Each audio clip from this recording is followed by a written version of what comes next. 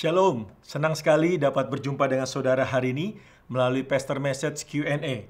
Sekarang adalah waktunya untuk tanya jawab. Beberapa minggu yang lalu, tim Core ada memposting di IG Stories yang memberikan kesempatan bagi saudara untuk bertanya mengenai situasi atau masalah apapun di dalam Core yang butuh jawaban atau solusi. Jadi, terima kasih untuk berbagai macam pertanyaan.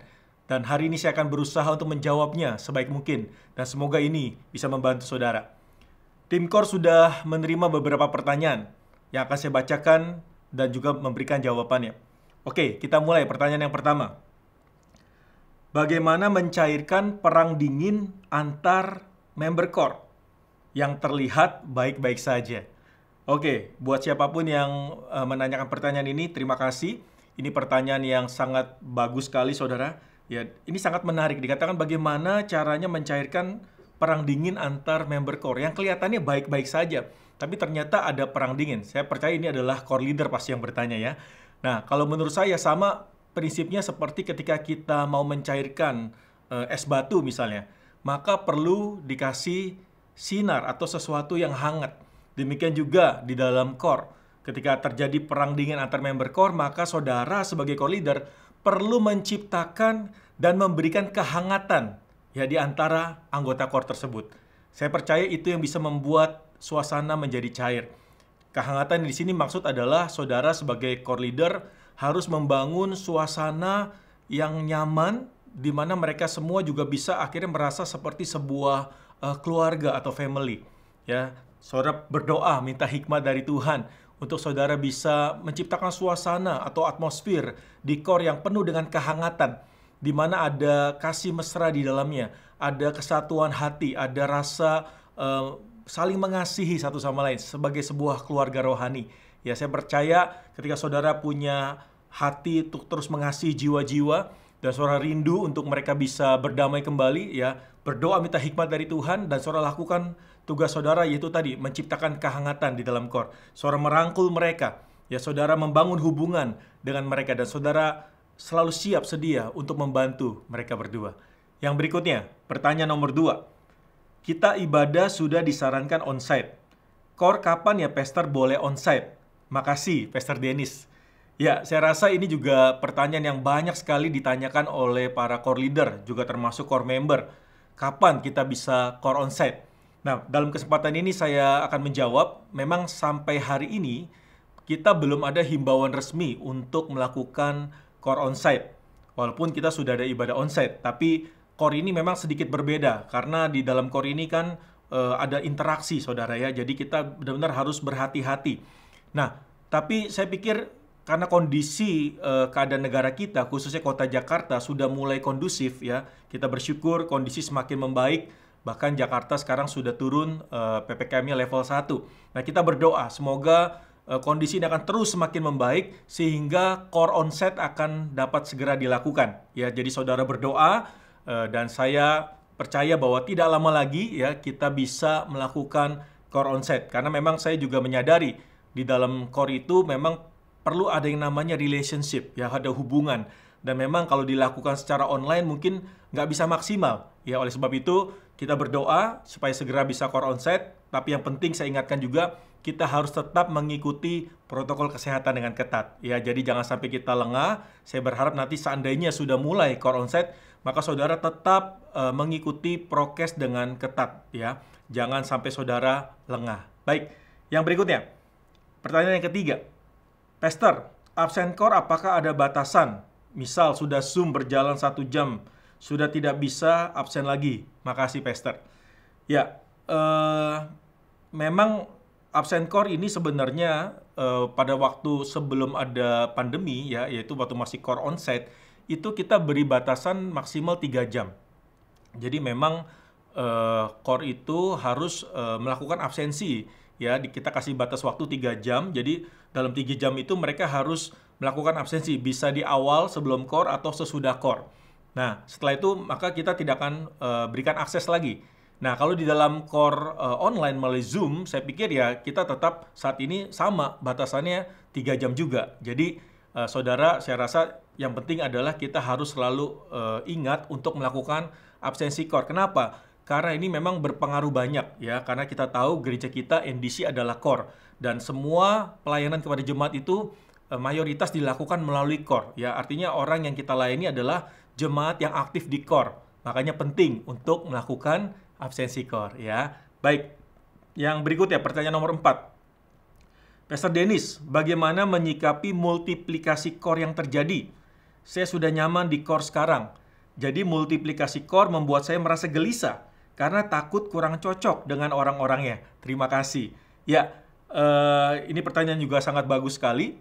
Ini sangat umum terjadi, saudara. Ya, biasanya orang ketika dia mau multiplikasi core, ya dia mungkin harus berpisah dengan anggota core-nya yang lama, lalu juga mungkin nanti dia akan bertemu dengan orang-orang yang baru.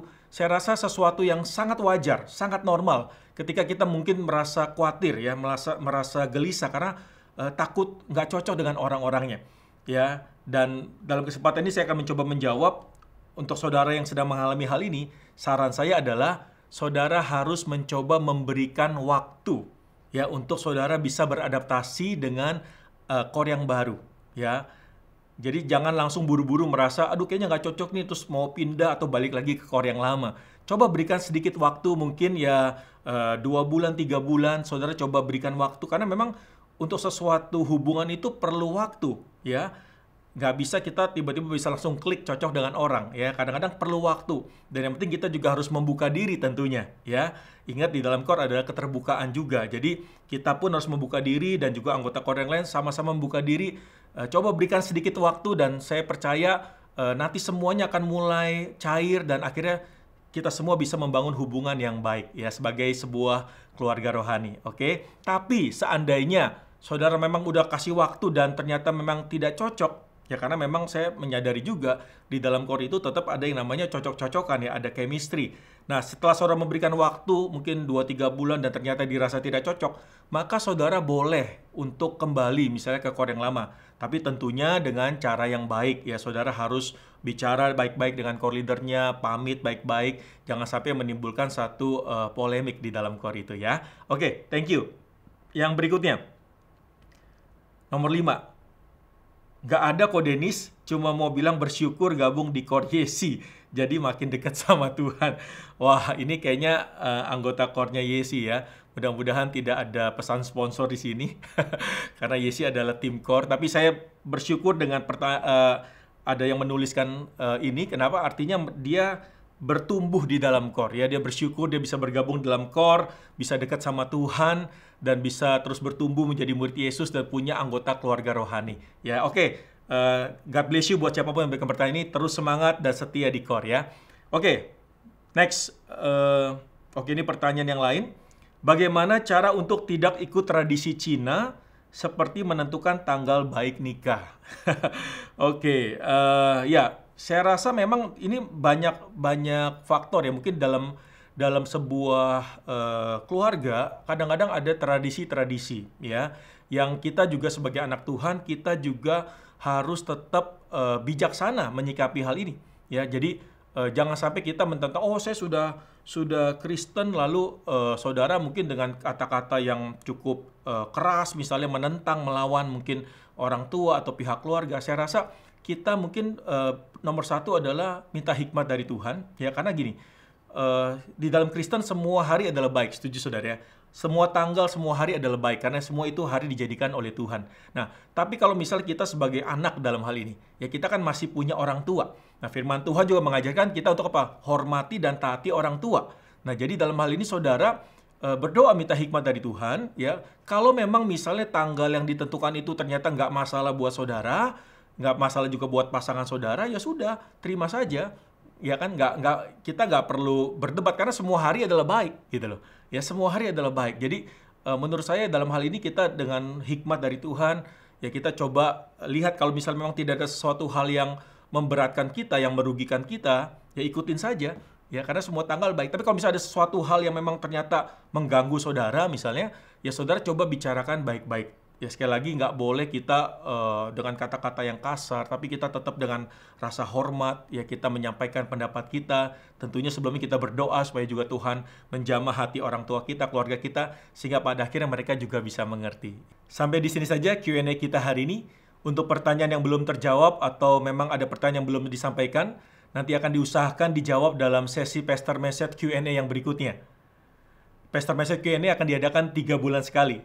Sebulan sebelum Pastor Message Q&A akan tayang di YouTube Core, tim Core akan memposting Instagram Story di Instagram @ndc_core yang memberikan saudara kesempatan dalam bertanya.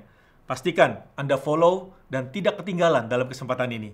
Sampai berjumpa dalam Pastor Message berikutnya. Tuhan Yesus memberkati.